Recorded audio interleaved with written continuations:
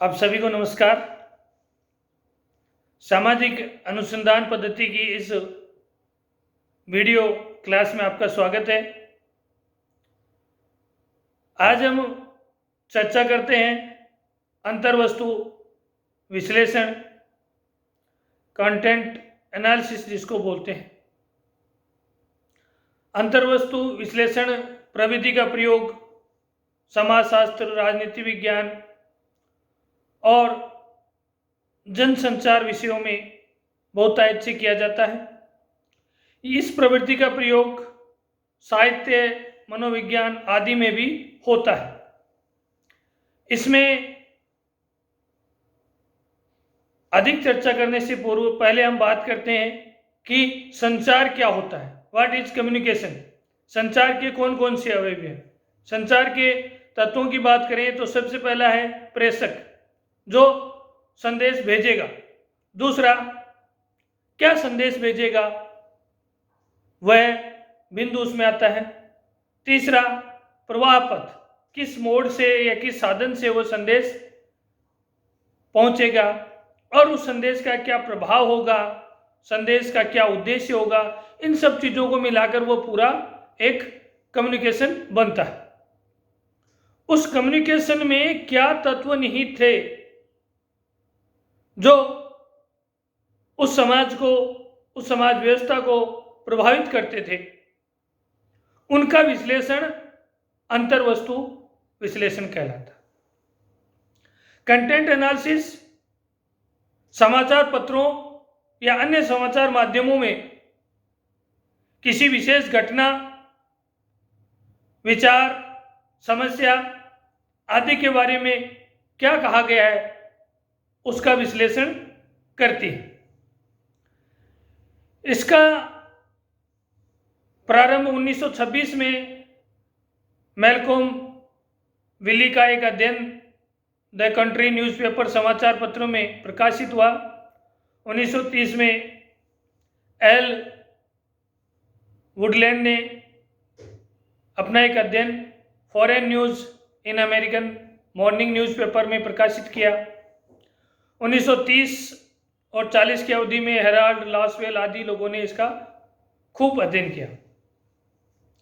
हम इसकी परिभाषाओं की बात करें तो सबसे पहले कैप्लॉन के अनुसार अंतर्वस्तु विश्लेषण पद्धति एक दी गई वार्ता के अर्थों की एक व्यवस्थित और मात्रात्मक रूप में व्याख्या करती है।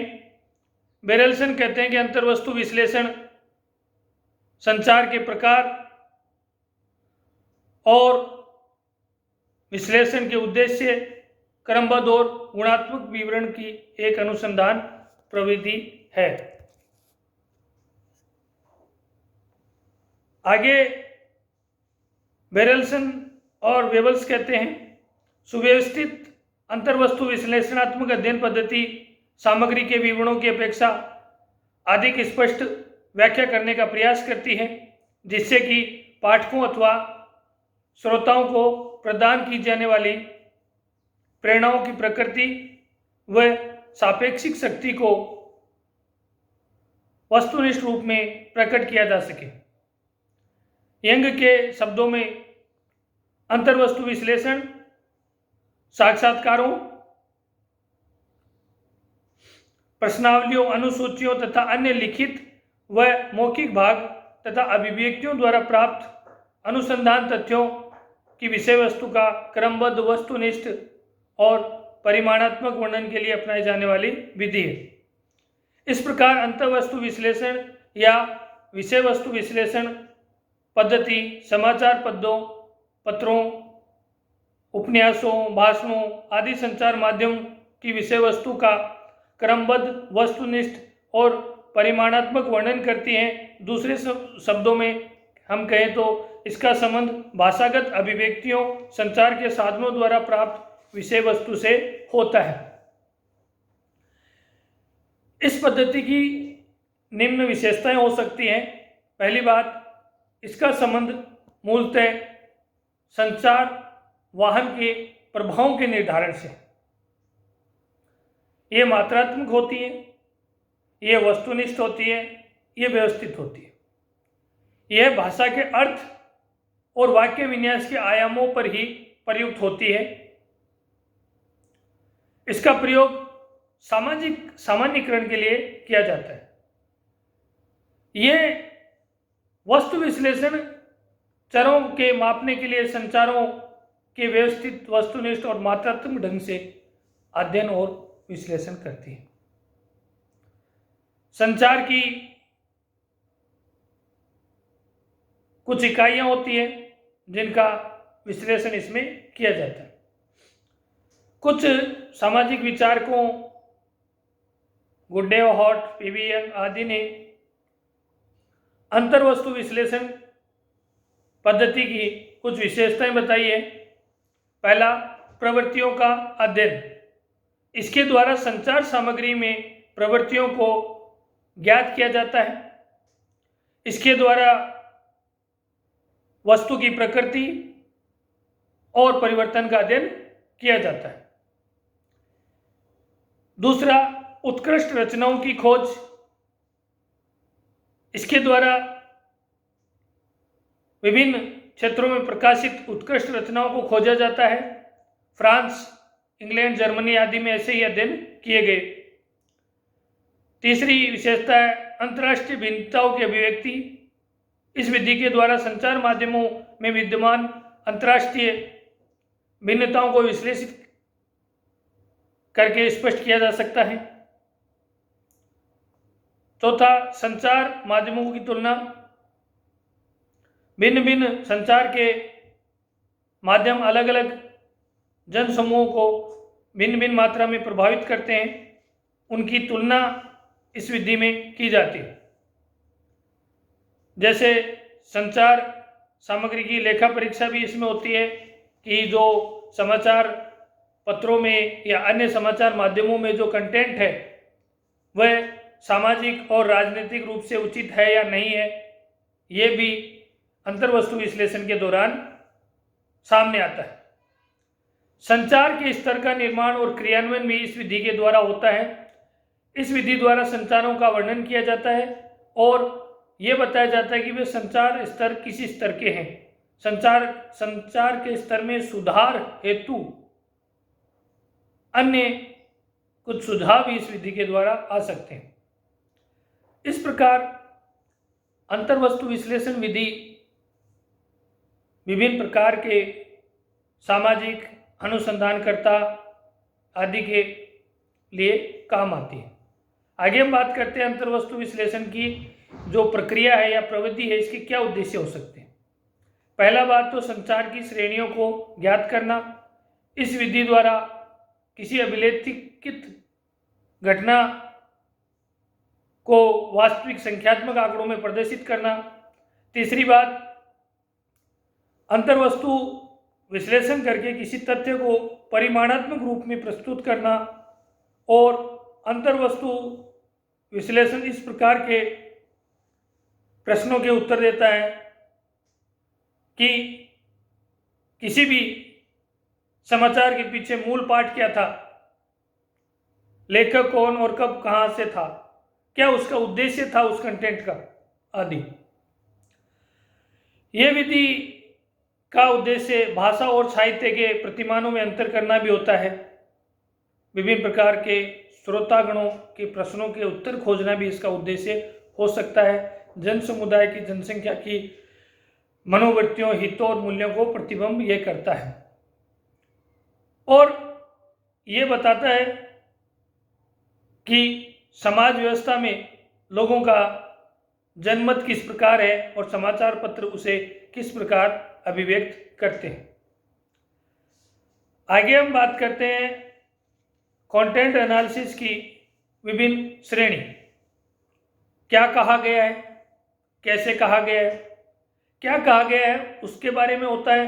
तो विषय वस्तु क्या थी, उस समय की दशा क्या थी, क्या प्रमाण है, क्या मूल्य है, कर्ता कौन था, स्रोत क्या था और उसका लक्ष्य क्या था। कैसे कहा गया है, संचार का प्रकार, कथन का स्वरूप, कथन की गहनता और प्रचारात्मक चरित्र। और विश्लेषण पर विभिन्न प्रकार से नियंत्रण किया जा सकता है। विश्लेषण की इकाइयाँ, श्रेणियाँ निर्धारित करके, उनका व्यवस्थित वर्गीकरण करके, सारणीयन करके और उस समय की परिस्थितियों का वर्णन करके भी उस अंतर्वस्तु विश्लेषण को नियंत्रित किया जा सकता है। अंतर्वस्तु विश्लेषण की क्या क्या इकाइयाँ हो सकती हैं? इकाइयाँ प्रमुख जो है वो वाक्य, प्रसंग, शब्द, पात्र, मद, समय और स्थान, इन विभिन्न इकाइयों का विश्लेषण बार बार किया जाता है। जैसे कई बार किसी राजनेता का किसी रैली में या अन्य कार्यक्रम में भाषण होता है।